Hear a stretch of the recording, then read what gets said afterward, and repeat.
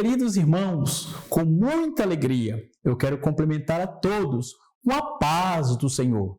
Estamos começando mais uma pré-aula da classe dos adultos da nossa escola bíblica dominical. E convidamos você para ficarmos juntos aqui no nosso canal, Portal Escola Dominical, o canal da EBD, da Igreja Assembleia de Deus, Ministério do Belém, em Guarulhos, São Paulo. E como já dissemos nas nossas aulas anteriores, o tema da nossa revista no trimestre é o plano de Deus para Israel em meio à infidelidade da nação. E na aula de hoje estudaremos a lição de número 11 com o tema o reinado de Ezequias. Veremos o íntegro reinado de Ezequias e as afrontas e o fim do rei Senaqueribe. Se você deseja aprender mais sobre esse importante assunto, continue conosco no seu programa Escola Bíblica Dominical. Curiosidade Bíblica. Você sabia que o rei Ezequias foi o único personagem bíblico que, depois de saber que iria morrer, orou ao Senhor e o Senhor lhe concedeu mais 15 anos de vida? Vejamos o que nos diz o texto áureo. Texto áureo. No Senhor, Deus de Israel, confiou de maneira que, depois dele, não houve seu semelhante entre todos os reis de Judá, nem entre os que foram antes dele. Segundo Reis, capítulo 18, versículo 5. A verdade prática nos diz: Deus sempre ouve e guarda os sinceros de coração, que o obedecem e procuram agradá-lo.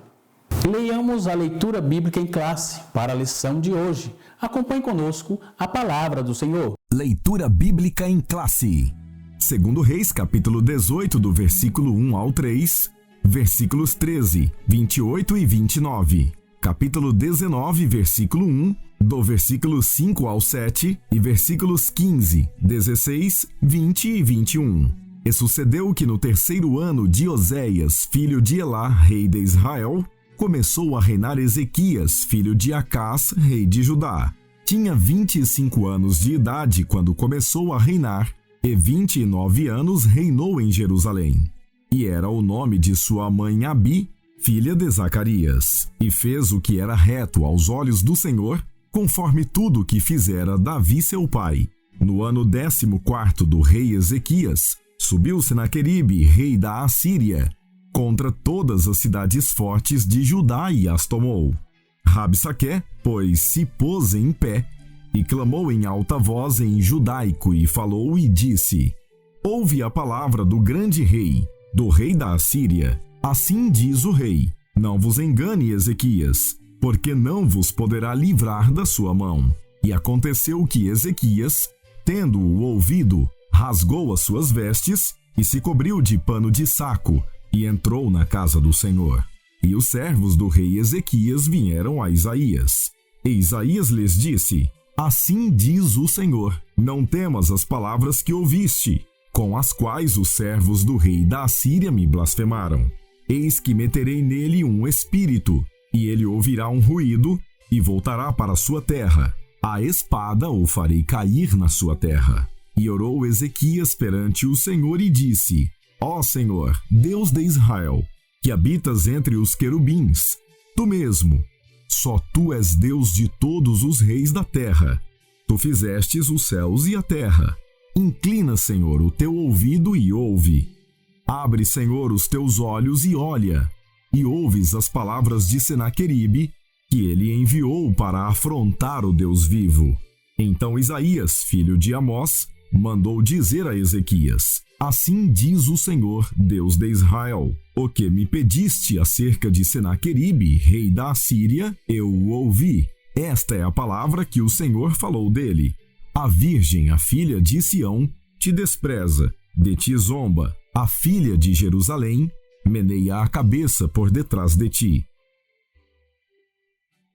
Muito bem, conforme já dissemos, nesse trimestre estamos estudando o plano de Deus para Israel em meio à infidelidade da nação. E a introdução da nossa lição nos diz que o reinado de Ezequias foi um dos melhores de Judá. Seu governo foi reto, justo, honesto e agradável aos olhos do Senhor. Ezequias fez importantes reformas no culto e na adoração a Deus.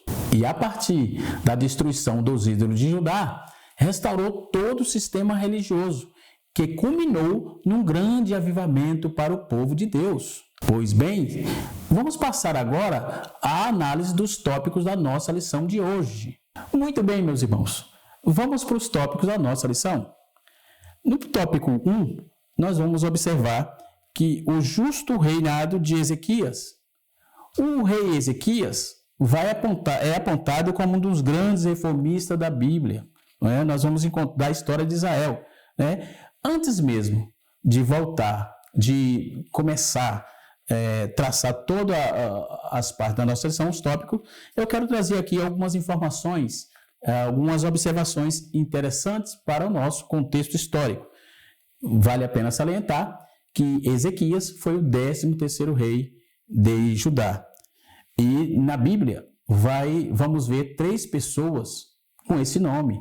Não é? Nós vamos ver que o primeiro homem, aí ele aparece aqui, que foi um que retornou do exílio babilônico, o exílio babilônico, junto com Zorobabel. Podemos observar isso em Esdras, capítulo de número 2, versículo 1 e 2 e versículo 16. Também podemos ver em Neemias, capítulo número 7, versículo 6, versículo 7 e versículo 21. O segundo rei, o segundo Ezequias, ou melhor, a segunda pessoa com esse nome, é o antepassado, um dos antepassados de Sofonias, que está no capítulo 1 de Sofonias e no seu versículo 1, não é? Na sua genealogia.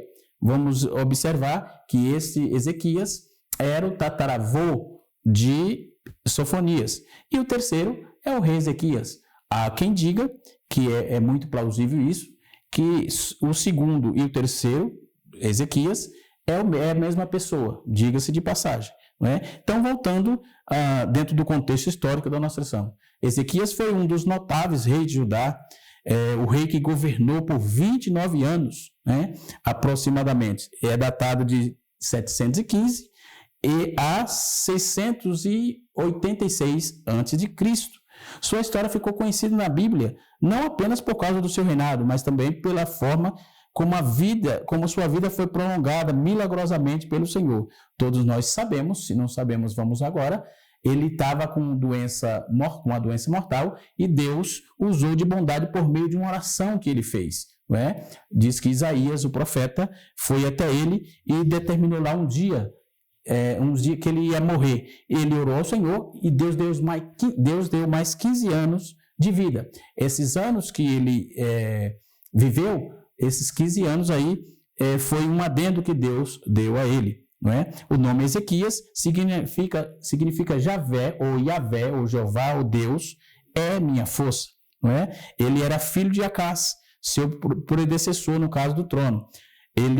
O rei Ezequias, ele também foi contemporâneo do profeta Isaías, como já disse aqui na leitura, na observação que eu fiz. Nós vamos ver que a historicidade de Ezequias vai ser contada por 3 livros consequentemente. Nós vamos observar que esses 3 relatos no Antigo Testamento contam a história do rei Ezequias, a saber, 2 Reis capítulo 18 até o capítulo 20 e 2 Crônicas capítulo 29 até o capítulo 32 e Isaías capítulo 36 até o capítulo 39. Então, esses 3 livros vão traçar de forma objetiva e muito contundente, muito clara, a historicidade da vida e de todo o ministério do rei Ezequias. Né? E ele é citado brevemente também no Novo Testamento, quando Jesus, na genealogia de Jesus, em Mateus capítulo 1, aliás, versículo 9 e versículo 10. Não é? Então, vamos observar que esse contexto histórico é muito importante para termos aí uma observação. Também, nós observamos que dentro desse contexto, ele começou a reinar com 11 anos. Por que começou a reinar com 11 anos? Porque ele era corregente do seu pai. O seu pai, Acás, fez um reinado muito ruim. Ele fez tudo que desagradava ao Senhor. Observe que Deus, ele teve caminhos diferentes para a vida de Ezequias. Ezequias, ele temeu ao Senhor. ele fez reformas, ele trabalhou, e nós veremos isso doravante na nossa lição. Ok? Baseado nessa proposta, nós vamos voltar aos tópicos da nossa lição e observar como Deus agiu na vida de Ezequias, ou melhor, e como Deus trabalhou no reinado dele, mediante a intercessão que ele fazia ao Senhor e ao temor que ele tinha a Deus por meio da sua obediência. Não é? Podemos observar que dentro desse contexto bíblico-teológico, nós vamos ver que o rei Ezequias, ele trabalhou dentro de uma proposta que Deus se agradou dele. Não é? Então, nós vamos ver que na lição de hoje, vamos ver que as qualidades que notabilizaram o reinado mais justo de Judá. E vamos analisar aí também. É muito comum se ouvir falar no meio dos teólogos e dos estudiosos, principalmente dos historicistas do Antigo Testamento, que ele e Josias são muito notáveis no que diz respeito ao o reinado que tiveram lá em Judá, não é? Vamos observar, vamos analisar também todas essas formas como aconteceu o seu bom início e a sequência do seu trabalho e como Deus castigou de forma veemente o rei assírio, não é? O rei Senaqueribe, não é? Então vamos ver o nome dele, de Ezequias, provavelmente da linguagem hebraica, significa fortalecido por Deus. Era filho de Acás, um dos reis ímpios, conforme eu já disse, que diferentemente do seu pai, ele fez o que era reto aos olhos do Senhor. Então também já traçamos isso. Seu reinado começou a reinar com 11 anos, né? Ou seja, em 729 a.C., né? Ele fazia corregência com seu pai, né? Ou seja, trabalhavam juntos ali, mas ele não aprendeu errado como seu pai fez, né? Então, incrivelmente, ele não foi influenciado pela apostasia espiritual que foi promovida pelo seu pai durante o período que ele ficou. E aos 25 anos de idade, finalmente, ele assumiu sozinho, logo após a morte do seu pai, ele assumiu sozinho o reinado.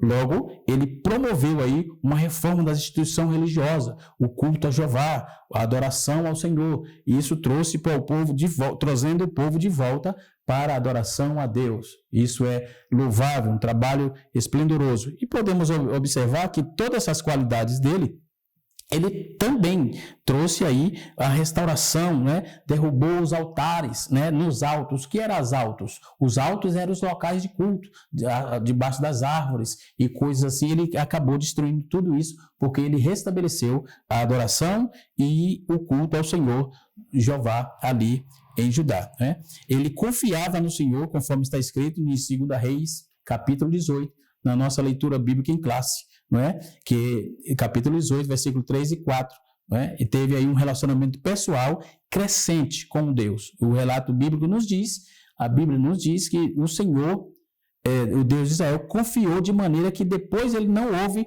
um semelhante a ele, em todos os reis de Judá. Então, no quesito Judá, ele foi de forma fantástica, reinou muito bem, trabalhou muito bem, fez tudo o que agradava ao Senhor, e a Bíblia diz que o Senhor prosperou o reinado dele, trabalhou de forma contundente. Vamos ver isso em 2 Reis, capítulo de número 18, versículo de número 5, ok? Podemos observar que um dos resultados da confiança depositada em Deus foi conseguir um sucesso militar. Primeiro ponto. Isso nos lembra que os que confiam no Senhor serão como o monte de Sião, Salmo 125, no seu versículo de número 1. Voltamos aqui a trabalhar a questão dos pontos, dos tópicos da nossa lição. Como eu já disse no início, o rei Ezequias foi um rei reformista. No segundo subtópico do nosso primeiro tópico, diz a purificação dos lugares sagrados. Diga-se de passagem que ele purificou, ele tirou. Então, com a vocação que ele teve, os sacerdotes, os levitas, se reuniram para purificar o templo. Ou seja, começou gente chegando, e exatamente os oficiais, para ajudar nesta purificação. Podemos observar aí na nossa lição que ele purificou, ele fez para que chamou os sacerdotes, os levitas, que eram os oficiais da religião, não é? Para que trabalhasse dentro dessa proposta. Aí reuniram, se prontificaram a purificar e santificar a casa do Senhor. Vamos ver isso em 2 Crônicas, capítulo de número 29, versículo de número 3 a 5. Então eles retiraram, jogaram fora todas as impurezas que estavam no templo. Ele restabeleceu o culto e o sacrifício, né, conforme a lei de Moisés, a lei mosaica. Está escrito também no capítulo 29, versículo de 2 Crônicas, versículo 18 a 21. E vamos ver que a purificação foi tão completa que o relato, segundo o livro de Crônicas, no capítulo 29, vai dizer que todos os que repetiam várias vezes o texto, então nada ficou de fora. O texto diz que nada ficou de fora. Se nada ficou de fora, observe que ele trouxe, ele estava atento, porque ele foi corregente do seu pai. Então ele já sabia o que tinha que fazer, já sabia o que não estava agradando a Deus. Então quando ele assumiu, logo ele foi fazendo o que tinha que ser feito, né? Ele foi fazendo as reformas necessárias, porque para Deus abençoar a nação, precisava que o povo voltasse ao Senhor. E como voltar se não haveria um rei justo para que trabalhasse? Logo, o povo somou-se junto a ele, e a Bíblia diz que ele foi muito próspero nesse quesito, não é? Vamos observar também o terceiro subtópico, do primeiro tópico, que diz assim: a adoração nacional. Tem adoração local, mas aqui trata-se da adoração nacional. A fim de restabelecer o culto a Deus, Ezequias convocou os maiorais da cidade para estarem na casa do Senhor, não é? E ali foram oferecidos diversos sacrifícios para a reconciliação de todo Israel. Foi nesse momento, com muita comoção, que o rei e seus sucessores e toda a congregação de Israel se prostraram diante do Senhor. Observe que quando alguém puxa, que quando alguém leva, que quando alguém incentiva, as coisas acontecem. Deus sempre levanta alguém que possa incentivar aqueles que estão desanimados. E eles estavam desanimados, estavam escravos, estavam ali em dificuldade, estava vivendo aquela situação de Senaqueribe, não é? E de Acás, que era vassalo, não é? do rei Senaqueribe. Logo, Deus levantou e ele criou um cenário ali maravilhoso, onde a presença de Deus foi constante. No segundo tópico, nós vamos ver que Senaqueribe, invejado, já com problema, ele invade Judá, não é? E as ameaças dele, nós vamos encontrar isso em 2 Reis, capítulo de número 18, no seu versículo 11 e 12. Então, o Império Assírio estava em franco crescimento e havia invadido várias nações do Oriente, inclusive Israel, que fora levado cativo, não é? Agora, Senaqueribe, rei da Síria, achava que poderia fazer o mesmo com Judá. Foi então que resolveu expedir um poderoso exército aí para tentar tirar, né, Jerusalém e ameaçar o rei Ezequias, visto que Deus havia se rebelado contra o governo assírio. Ezequias, na verdade, estava na direção de Deus. Senaqueribe era um rei mau. Deus estava no controle. E quando Deus está no controle, ele usa sempre alguém de forma pontual, de forma contundente, para que não deixe as brechas para o inimigo. Então, durante o cerco, Senaqueribe, por meio de seus oficiais, usou como estratégia intimistas, né, para intimar e difamar, para tentar a difamação e afrontar o rei Ezequias, né? Diz o texto, no capítulo 32 de 2 Crônicas, versículo 10 a versículo 15. Então, com o propósito era abalar, destronar, desmoralizar, depreciar, denegrir a imagem de Ezequias. O temor do rei Ezequias trouxe aí, no segundo subtópico, diz que o temor de Ezequias trouxe as ameaças que eles fizeram dos reis assírios, eles pasmaram, né? E trouxeram aí para espalhar medo, né? Trouxeram para espalhar medo em toda Judá, não só ao rei Ezequias, mas a Judá, né? E o que levou o rei a consultar o profeta Isaías: é sempre bom tomar conselhos com alguém que é de Deus. Existe sempre um profeta à disposição. Isso é uma lição que tiramos. Existe sempre um profeta, um homem na direção de Deus para tomarmos conselho, para ouvir as correção, para podermos termos direcionamento. E Deus usou o profeta Isaías, conforme está escrito no capítulo 37, no seu versículo de número 1 ao versículo 7. Então, a palavra dele foi vitória para o povo de Deus. Aqui aprendemos que a obediência a Deus não é sinônimo de audiências, ou seja, não é sinônimo de ausência de problema, ou melhor, não é o sinônimo de ausência de problemas. Nós podemos parar um pouquinho aqui, para trazer um pouco mais do escopo historiográfico das ameaças, né, desse Senaqueribe. A Bíblia diz que ele ameaçou o povo, mas ali tinha um rei que amava a palavra, que foi ali, ele amava a palavra do Senhor. E o texto nos aponta que as fragilidades que tinha ali, ele com oração, com vida com Deus, as coisas foi se chegando. Também quero trazer toda a qualidade que nós falamos de Ezequias, ele também apresentou algumas fragilidades. E eu gostaria de fazer essa observação aqui com os irmãos, Se você puder pegar caneta e papel aí, já pode fazer, porque temos algumas observações sobre essas fragilidades, Então, o rei Ezequias, como todo homem tinha algumas fragilidades, ou tem algumas fragilidades, então o aspecto, orar no aspecto pessoal, orar no âmbito espiritual. Então nós vamos ver que nesse tópico aqui, ele demonstrou pouco interesse em preservar a herança espiritual para gerações futuras, ou seja, o negócio dele era naquele momento, isso foi um erro. Era naquele momento, era um destaque para ele, mas ele não se preocupou com o futuro. Então, isso era um prejuízo. Então, o texto bíblico vai relatar que, logo após a sentença de Deus, pronunciada por Isaías a Ezequias, ele respondeu assim: boa é a palavra do Senhor que disseste. Disse mais: não haverá, pois, nenhum mau dias. De verdade, ele faz uma pergunta. No capítulo 20, versículo 19 de 2 Reis. Isso significa que o profeta teria cumprido a profecia, ele quer dizer que a profecia que estava exposta ali, dita por Isaías, tinha tido seu ápice do cumprimento. Então, Ezequias, porém, pronunciou que ela seria boa por duas razões. Ela era uma profecia autêntica e ela teria um lugar depois dos dias de Ezequias. Então, deixando pela paz e o resto dos seus dias. Mas e o futuro? Como é que ficou? Que ele pensou nele. Óbvio que ele estava doente, óbvio que ele recebeu uma profecia de morte, mas Deus trouxe um consolo para ele. Então, ele não se preocupou com o futuro. Ele exibiu aí toda a sua riqueza a mensageiros de Babilônia. Um erro crasso. Não é? Seus inimigos, Babilônia é inimigo de Deus, inimigo do povo de Deus. Então, ele não tinha que fazer isso. No capítulo 20, versículo de número 12, diz o texto que a visita dos enviados de Babilônia tinha uma motivação política de promover uma aliança com o rei de Judá. Segundo Russell Norman Champlin, nós vamos observar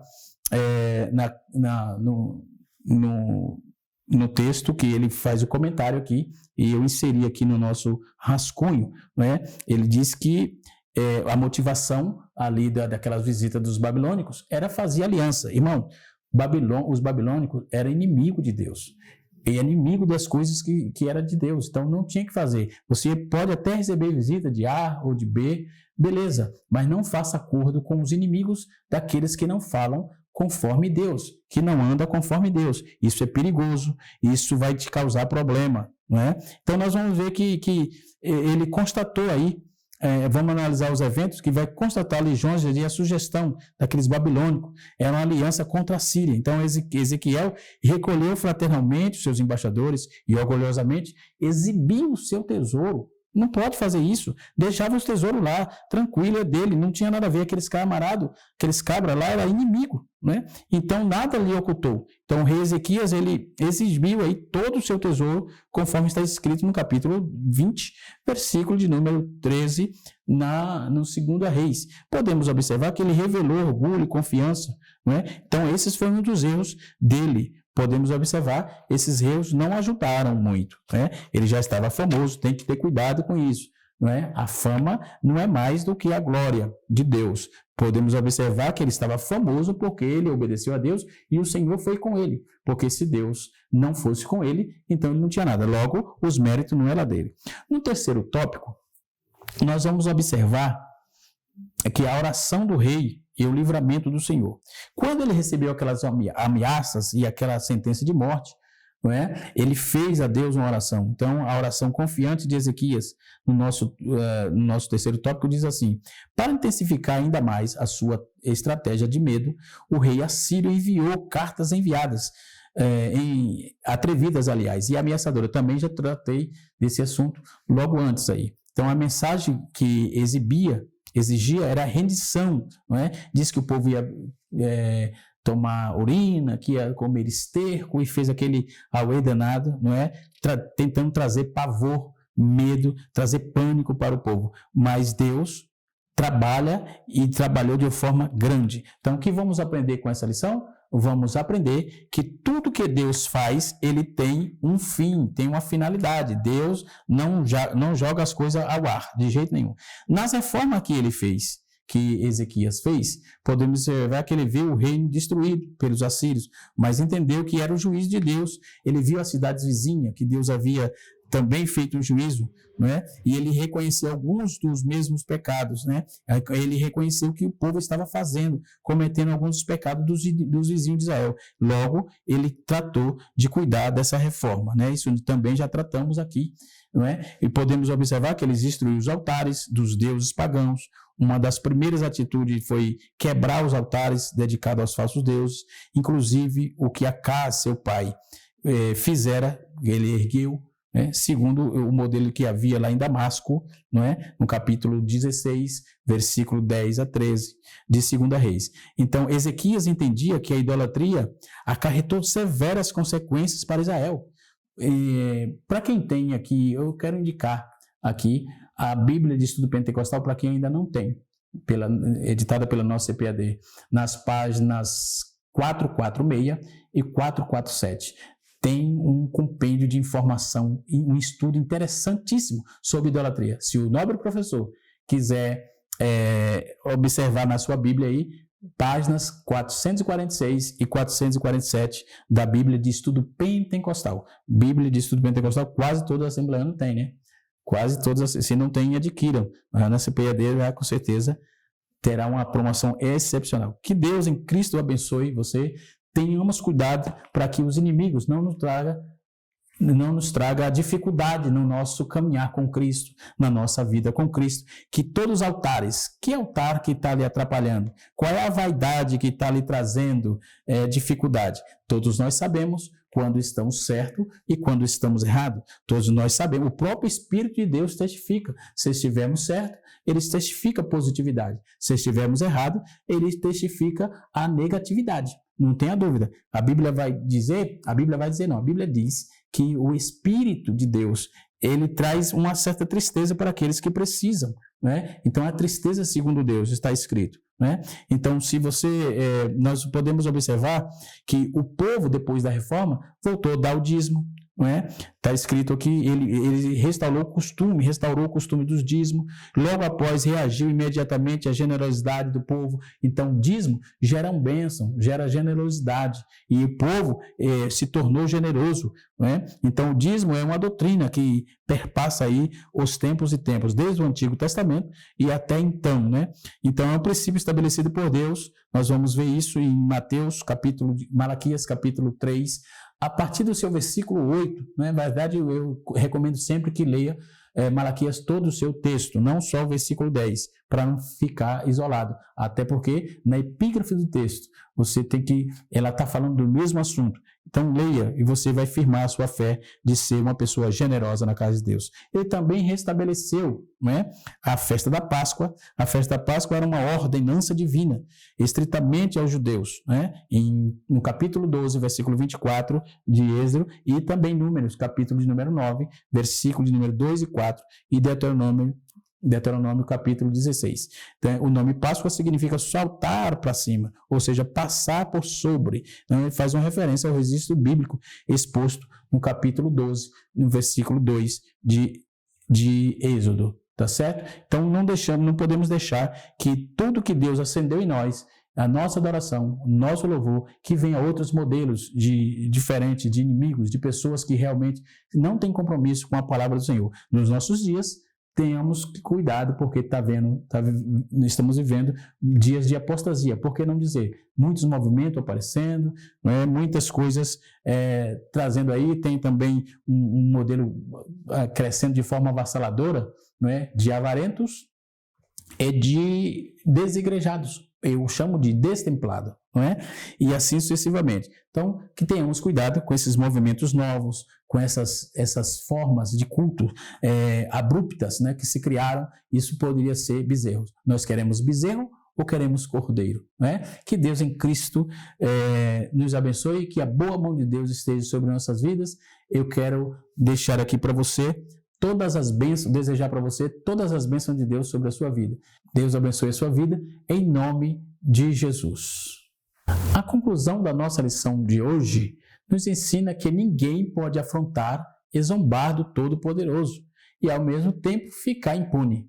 O reinado de Ezequias foi muito diferente da maioria dos reis de Judá, pois ele foi totalmente temente ao Senhor, confiou nele nos momentos mais difíceis do seu reinado. Ezequias nos deixou uma grande lição. Sempre Deus ouve os sinceros de coração, que confiam nele, mesmo diante do medo e da insegurança.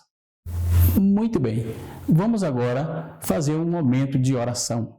Senhor nosso Deus, no nome de Jesus, o teu Filho, eu quero te agradecer pela oportunidade, Senhor, de estarmos juntos. Quero abençoar os teus filhos, Senhor, que estão aí nos escutando. Em nome de Jesus, sê com eles e ajuda-os em tudo, nos guardando, Senhor, nas tuas potentes mãos. Queremos te agradecer por tudo isto, em nome de Jesus. Amém. Muito bem, chegamos ao final de mais uma pré-aula e hoje aprendemos algumas importantes lições sobre o reinado de Ezequias. Na próxima semana, estudaremos a lição de número 12 da nossa revista de adultos, com o tema O Reinado de Josias. Queremos agradecer a você por ter acompanhado conosco o estudo dessa importante lição. Se você gostou desse vídeo, se inscreva no nosso canal, que está aparecendo na sua tela abaixo. Ative o sininho para você ficar por dentro da nossa próxima pré-aula. E compartilhe com seus professores, com seus amigos e alunos e irmãos de sua igreja ou das outras redes sociais. Que Deus em Cristo abençoe a todos. Até a próxima pré-aula, permitindo Deus. E não se esqueça, vamos viver o dia de hoje como se Cristo voltasse amanhã. Até lá!